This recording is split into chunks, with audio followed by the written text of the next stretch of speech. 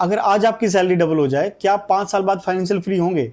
शायद नहीं, क्योंकि ज़्यादा पैसा कमाना प्रॉब्लम का सॉल्यूशन नहीं है, पैसा सँभालना सॉल्यूशन है। पिछले 5 सालों में मैंने कुछ सिंपल मनी रूल्स फ़ॉलो किए, जिनकी वजह से मैं ज़्यादा सेव कर पाया, इन्वेस्टिंग शुरू की और धीरे-धीरे इनकम के प्रेशर से बाहर निकल पाया। आज मैं वही कुछ रूल्स शेयर करूँगा, जो शायद आपकी फाइनेंशियल लाइफ़ को बदल सकते हैं। मुझे याद नहीं कि मैंने कभी किसी चीज़ को ना खरीदने का रिग्रेट किया हो, लेकिन बिना सोचे समझे बाइंग का रिग्रेट बहुत बार हुआ है।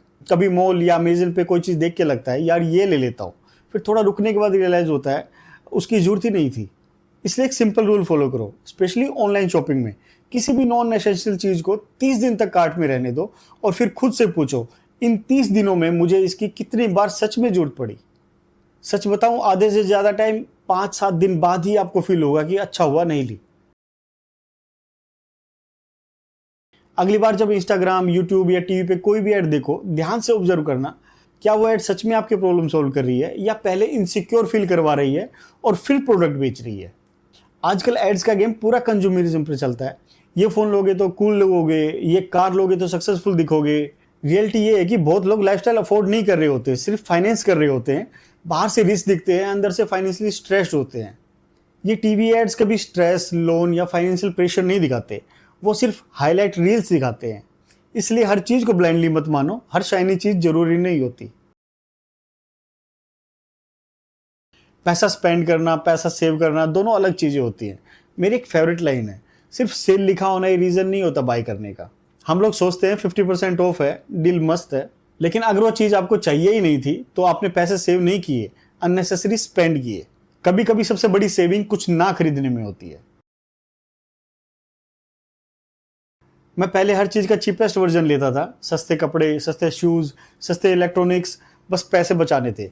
या तो वो जल्दी ख़राब हो जाते थे या वो यूज़ ही नहीं होते थे। अब मैं एक ही क्वेश्चन पूछता हूँ खुद से, कुछ खरीदने से पहले, क्या ये चीज़ लॉन्ग टर्म चलेगी और डेली यूज़ में आएगी? चाहे थोड़ी एक्सपेंसिव हो, क्वालिटी अच्छी है और 5 साल चलनी है, तो वो एक्चुअली चीप चीज़ों से बेटर इन्वेस्टमेंट है। सबसे डेंजरस एक्सपेंसेस वो होते हैं जो हमें छोटे लगते हैं। रोज का स्विगी, जोमेटो, रैंडम चाय snacks, subscriptions, daily cold drinks. हम सोचते हैं सिर्फ 100-200 रुपए ही तो हैं। रोज के सिर्फ 300 साल भर में 1 लाख से भी ज़्यादा बन जाते हैं। इसलिए छोटे एक्सपेंसेस को कभी छोटा मत समझो। और जब मल्टीपल स्मॉल एक्सपेंसेस ऐड होते हैं, तब पता चलता है कि पैसा एक्चुअल में कहाँ जा रहा है। हाँ, लाइफ इंजॉय करना भी जरूरी है, हर चीज़ कट करना सोल्यूशन नहीं है। लेकिन जो चीज़ आपकी लाइफ में रियल वैल्यू ऐड नहीं कर रही, उसको कंट्रोल करना सीखो। डिसिप्लिन और प्लानिंग लॉन्ग टर्म में बहुत पैसा बचा देते हैं। लोग बोलेंगे, भाई इतना भी क्या सेव करना, कब इंजॉय करेगा लाइफ, चिप मत मन। क्योंकि आप हर वीकेंड पार्टी नहीं कर रहे, हर साल नया आईफोन नहीं ले रहे या अननेसेसरी शो ऑफ नहीं कर रहे। और ऑनेस्टली आपको उससे कंफर्टेबल होना पड़ेगा, क्योंकि आज जो लोग फ्लैशी लाइफस्टाइल दिखा रहे हैं, हो सकता है वो सैलरी आते ही खाली हो जाते हो। और दूसरी साइड जो बंदा सिंपल लाइफ जी रहा है, हो सकता है उसके पास इन्वेस्टमेंट, सेविंग और पीस ऑफ माइंड हो। आपको डिसाइड करना है, टेम्परेरी शो ऑफ चाहिए या लॉन्ग टर्म फ्रीडम। मैं पर्सनली किसी को इंप्रेस करने के लिए पैसा स्पेंड नहीं करता। सिर्फ पैसा सेव करना इनफ नहीं होता। अगर आज फाइनेंशियल फ्रीडम चाहते हो, डेट फ्री होना चाहते हो या फ्यूचर सिक्योर करना चाहते हो, तो फ्रूगल लिविंग इंपॉर्टेंट है। लेकिन एक पॉइंट के बाद आपको अपने पैसे इन्वेस्ट भी करने पड़ेंगे, क्योंकि सेविंग अकाउंट में पड़ा हुआ पैसा इन्फ्लेशन की वजह से धीरे धीरे वैल्यू लूज करता रहता है। चाहे म्यूचुअल फंड हो, स्टॉक्स हो, बिजनेस हो या रियल एस्टेट, पैसे को ग्रो करना सीखना पड़ेगा। वेल्थ सिर्फ सेविंग से नहीं, इन्वेस्टिंग से बिल्ड होती है। ये जो लाइफस्टाइल इन्फ्लेशन है, एक बहुत डेंजरस ट्रैप है। जैसे जैसे इनकम बढ़ती है, वैसे वैसे एक्सपेंसेस भी बढ़ने लगते हैं। अब तो बड़ी कार लेनी चाहिए, अब तो एक्सपेंसिव फ़ोन डिजर्व करता हूँ, अब तो लग्जरी लाइफस्टाइल होनी चाहिए। और धीरे धीरे आपकी नीड्स अनलिमिटेड हो जाती हैं। मैंने एक चीज़ मेंटेन की, इनकम बढ़ने के बाद भी लाइफस्टाइल ज़्यादा चेंज नहीं की। चाहे इनकम लो हो या हाई, मैं सिंपल लाइफस्टाइल मेंटेन करने की कोशिश करता हूँ।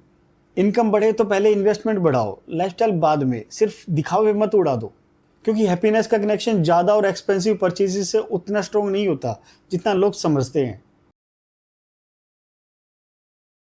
अगर आपके पास क्लियर फाइनेंशियल गोल नहीं है, तो बजटिंग और सेविंग बोरिंग लगने लगेगी।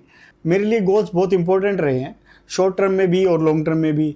मैं हर एक्सपेंसेस को एक क्वेश्चन से जज करता हूँ, क्या ये चीज़ मुझे मेरे गोल से क्लोज लेके जा रही है या दूर। अगर आपका गोल एक्साइटिंग है ना, तो अननेसेसरी स्पेंडिंग ऑटोमेटिकली कम होने लगती है, बजटिंग ईजी लगने लगती है, डिसिप्लिन नेचुरल हो जाता है। तो सबसे पहले डिसाइड करो अगले 6 महीने या 1 साल में तुम किस फाइनेंशियल गोल को अचीव करना चाहते हो। इमरजेंसी फंड, बाइक, घर, इन्वेस्टमेंट्स, बिजनेसेस। गोल क्लियर होगा तो डिसीजन भी क्लियर होंगे। यार देखो, फ्रूगल लिविंग का मतलब कंजूसी नहीं होता, इसका मतलब है अपने पैसे को उन चीज़ों पर खर्च करना जो सच में तुम्हारी लाइफ को इम्प्रूव करे। जब तुम पैसे को कंट्रोल करना सीख जाते हो तब धीरे धीरे अपनी लाइफ को भी कंट्रोल करना शुरू कर देते हो, और वही फाइनेंशियल फ्रीडम की असली शुरुआत होती है। अगर वीडियो हेल्पफुल लगी हो तो लाइक सब्सक्राइब जरूर करना। मिलते हैं नेक्स्ट वीडियो में।